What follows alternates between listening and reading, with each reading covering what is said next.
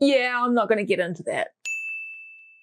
Kia ora, I'm Kimmy. I talk about Formula One in the world's second worst accent, and these are my 3 conclusions from the 2025 Italian Grand Prix. As much as I appreciate that it's a hot topic and probably would be beneficial to the success of this video, I'm not going to talk about the McLaren of it all today, just because, well, I'm sure if you're interested in that debate, you've already watched a bunch of stuff about it, read a bunch of stuff about it, and honestly, just go watch Tomo's video. That's a pretty solid look at the whole situation, and I don't really have a whole lot to add, so yeah. Maybe I'll sit on it for 4 or 5 days and come back to you. So anyway, instead, I'm going to talk about everybody's favourite dull topic once again, and that's tyres. I'm sorry, I just really like tyre strategy, okay? Like, let me have it. Let me have this. This one thing that I'm allowed to talk about frequently. Look, the first thing that really struck me from this weekend is that Pirelli got it wrong. And I get that it can be difficult to judge exactly how a regularly used track such as Monza that was resurfaced the year prior will interact with the tyre compounds. But by opting not to go for the softest 3 in the range, Pirelli just gave us a Grand Prix where it was possible to do the entire 53 laps on one set of hards, or even mediums if you manage them right, which meant that the moment Max Verstappen started driving off into the distance, McLaren and anyone else's chance at a win without the intervention of a safety car or a red flag collapsed just as quickly as Fernando Alonso's suspension. Sorry, that was probably uncalled for. Now, that's not to say that I wasn't pretty chuffed to see Max back on the top step of the podium, but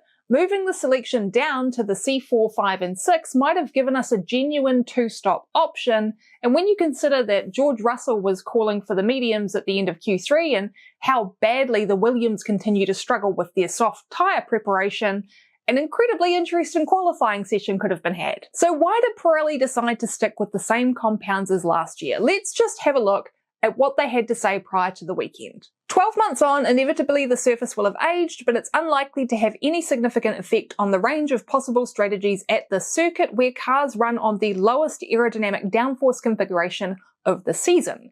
It's likely that the most popular choices for the race itself will be the hard and the medium. One can assume that the level of graining will be lower than last year as the track will now be bedded in. Time lost in the pit lane for a tyre change is among the longest of the season, so teams will try and run as long a stint as possible, keeping degradation under control with the aim of only changing tyres once. It is difficult to overtake at Monza, primarily because of the reduced effectiveness of the DRS, with the cars running minimum aero downforce levels. This too tends to swing the balance in favour of a one-stop strategy. On the other hand, temperature can have the opposite effect, given that September in Lombardy can sometimes feel like the height of summer. This can speed up tyre degradation, which would make a 2-stop more competitive. Now the problem is, even with warmer temperatures, they have the data on that from last year, as the track temp at 3 PM when the race started in 2024 was 52 degrees. And as was proven by Charles Leclerc winning from 4th, the 2-stop was not the right call in that situation. So it stands to reason then that the only way for Pirelli to try and force a 2-stop this year would have been to change the compounds down a step, but they decided against it as the time loss in the pits is just too high at Monza for anyone to give it a crack. Never mind that they were predicting less graining and thus, in theory, at least even better performance of the rubber overall, which indicates that the tyre selection they chose was always going to be a very long running option. I don't know, I just feel like it would have been worth it. Looking back at Imola when the C6 made its first appearance, it really did make a difference, as this was when we started seeing both Mercedes and Aston Martin using the medium compound tyres in qualifying and making that call to potentially compromise their race in favour of a better grid position, seeing as passing is such a challenge there. And sure, the race itself was probably the dud of the season, but I don't think the tyre compounds were the reason for that. That's just Imola. I would really like to see Pirelli push things a little bit further, a little bit more frequently.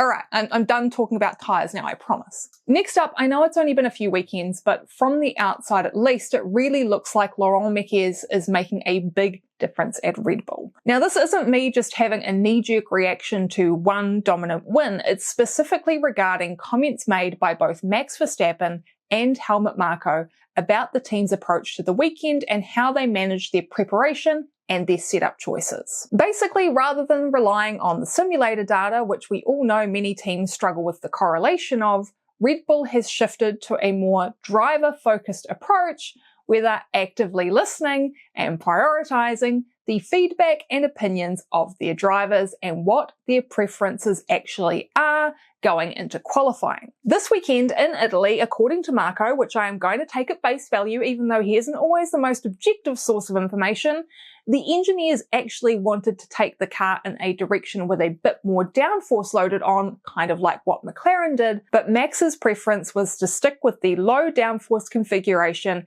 and use that top speed advantage to drive away into the distance. And you know what? That's exactly what he did. Now we can debate up and down and left and right and in and out about whether or not he would have pushed for the same had Christian Horner still been running the team, but even if it had been allowed, which based on Marco's comments it probably wouldn't have been, whatever friction existed between driver feedback and final setup come the moment the cars are under parc fermé conditions appears to be drastically reduced. Mickey's experience with engineering and his leadership style are already shining through in their on-track performances, and generally the vibes seem pretty good around Red Bull at the moment. Max also made some comments about the changes in the team's approach, praising Mickey's ability to communicate with the engineers and tease out better solutions rather than just using the scattergun, throw spaghetti at a wall approach that they've kind of seemed to have been doing for most of the first half of the season. And sure, Max's chances this year at the title are well and truly donezo beyond a whole bunch of wins and even more McLaren DNFs, but it's great to see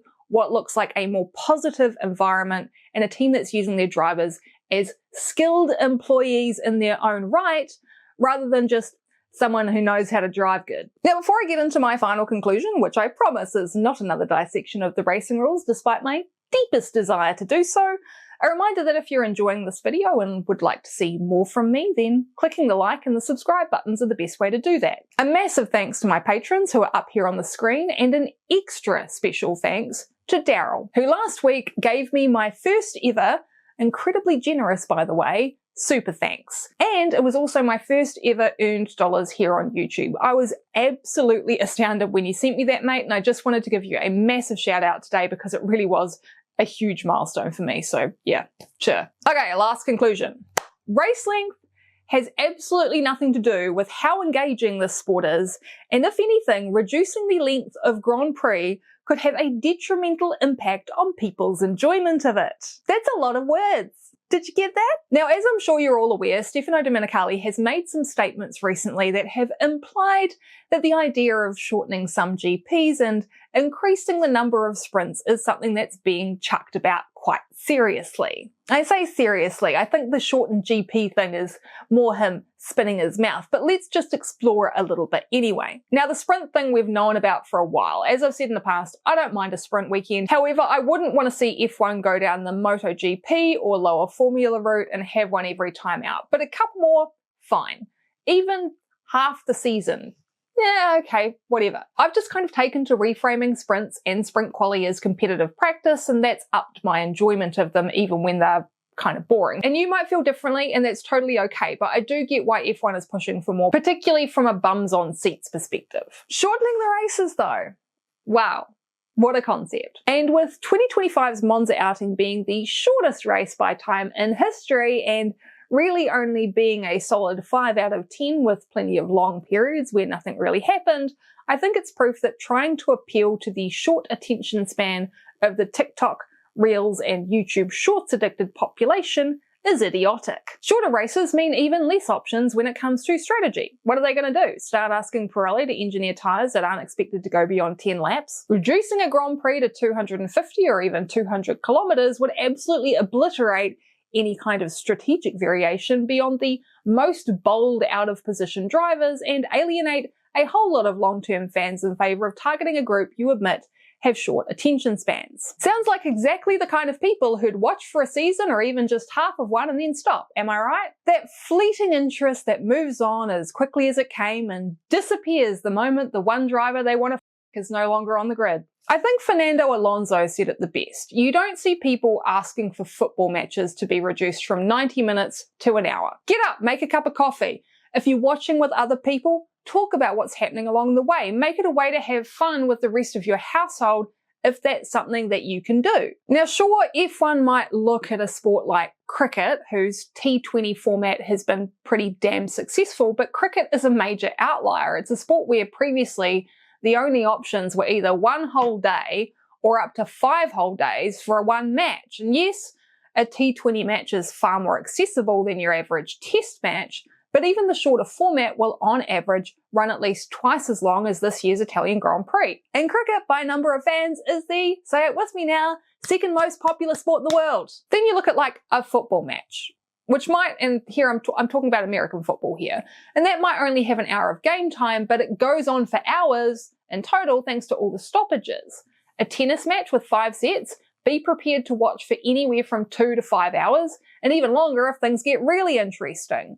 Golf? Settle in for 4 days. Basketball? Sure, a game's only 48 minutes, but timeouts, halftime break, and other stoppages, well, it all adds up to a broadcast that generally goes on for at least a couple of hours. So when you actually look at F1 compared to other sports, for the main competitive portion of the weekend, well, if you're the kind of casual fan that Domenicali is appealing to with the idea of shorter races, then I think not being able to settle in for anywhere from an hour 45 to 2.5 hours on average, well, it's a bit of a skill issue. And considering when you also think about things like increasing sprints, which only extends the total time per weekend that people have eyes on screens, it kind of negates this idea of appealing to the TikTok generation, because most of those people are Gen Z, working in jobs where it's not as convenient to watch a whole session because they haven't reached the privilege of a 9 to 5 Monday to Friday yet, and also have less money because that's the unfortunate reality of being a young person these days. You can't sell merch and tickets and subscription services